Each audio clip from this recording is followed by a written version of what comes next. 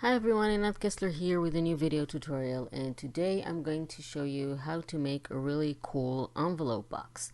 So what I did is I have took apart bubble gum wrap, and I also prepared a printable template for you that you can go ahead and download. You'll find the link to that in the description under the video. So I created the exact template for you, so you can just go ahead, download it, print it on a piece of paper, and then whatever I'm doing with this green bubble gum wrap, you're going to do with your template. So basically you will need to cut it out of the paper that you printed it on, and then bring a double-sided cardstock and trace the template onto the cardstock. You could do this on a one-sided cardstock, but I like to have a pattern on the inside as well. So I'm just taking a pencil and going around the template or the paper, the package. And what's important is when you go around with the pencil and tracing it, please mark where the fold lines are, so then after you cut it out you will remember where to fold. So you simply go around and see where the folds are, for example here, and just make a little pencil mark, so then when you cut it out you'll remember where to fold and where not to fold. The folded lines on the template are dashed dotted lines. So once I have that finished, I can go ahead, cut it out with scissors, and of course you can match your papers to whatever project you're making. If it's going to be on its own with maybe a gift card in it or some cards, or you want to make it as an insert for whatever mini album, junk journal, scrapbook that you're making.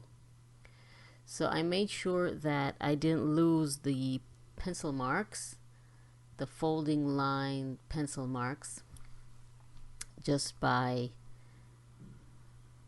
extending them a little further towards the inside. So when I cut, I will still see where I need to fold. So once you have cut out your template, you need to bring some sort of a scoring tool, like a bone folder or a pin that doesn't work, or a stylus or something, and then score along the fold lines. Remember those pencil marks we made? That's where they come in. You simply need to score the lines between the dots and then fold. Of course, depending on the theme that you want, you'll decide what side of the cardstock you want to be outside and what side you want to be on the inside. And I always use a ruler to make sure that all the folds are straight, and I'll just fold everything and then show you how to glue it together. It's pretty easy, pretty cool, fast paper project that you can make. So now let's do the vertical lines.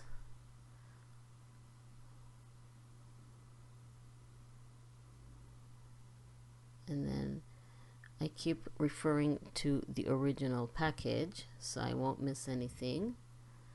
You can refer to the tutorial, to our video here. So that's the lid, and then finally the inside. So this is going to be really cool because this envelope has two sides that you can insert things in.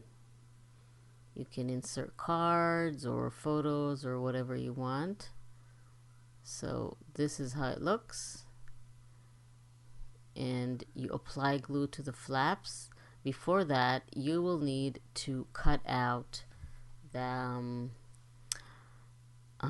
slit to insert the the closure of the envelope. So you have that line there that you need to cut on with. Best thing to do is to use a craft knife. So I made the line straight, thought it would be easier, and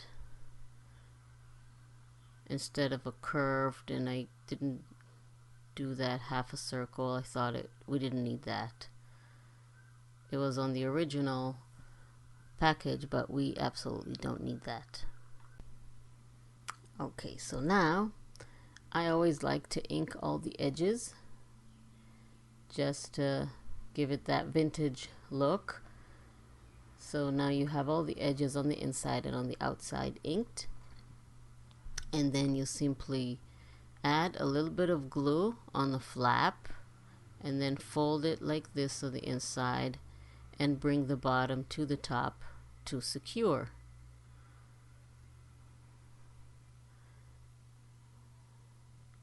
And then this is how it looks when it's closed.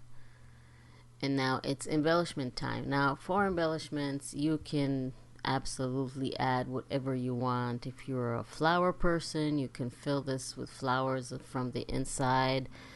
From the inside it's not a good idea because it will interfere with the closing, but on the outside, on both sides, you can add as many flowers as you want. You can add stickers, you can add whatever you want to embellish and whatever goes with your theme. And so I'm using a few flowers here and there. I think they look pretty cool. Of course, I matched the colors of the flowers to the colors of the cardstock. Again, this is your chance to make it your own and have a pretty fancy envelope box. So this is the back or the front, I don't even know. I mean, actually this is the back, but anyway, also want to add some card on the inside. So what I'm going to do is simply measure, just make pencil marks on the little fold lines, or you can print the template again and just cut out the square. It's not a square, it's the rectangle, which is the basic side of the envelope box, and then you'll have the size that you can trace around. And then you can make as many cards as you want to insert into your envelope box, or again use, if you want to add a gift card or something, photos, journaling cards, whatever you want. It's gonna be really cool. You have a lot of room in there for a lot of cards. Let's add a few stickers as well.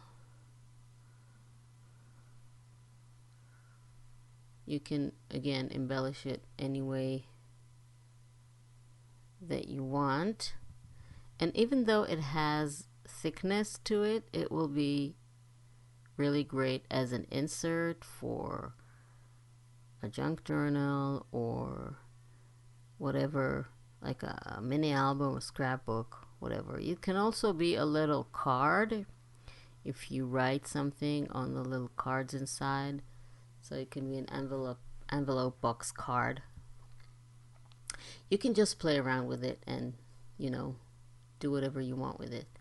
So I really hope you like this tutorial, and please don't forget to subscribe to my channel and click on the little bell icon to be notified when I upload a new video, so you won't miss anything and you'll be able to follow all the tutorials and make all the projects. Also, don't forget to join this channel and become a member. So when you become a channel member, you get exclusive perks and access to all kinds of things that other people don't, because you're a member. So you get special benefits and perks like exclusive videos, tips, and other printables.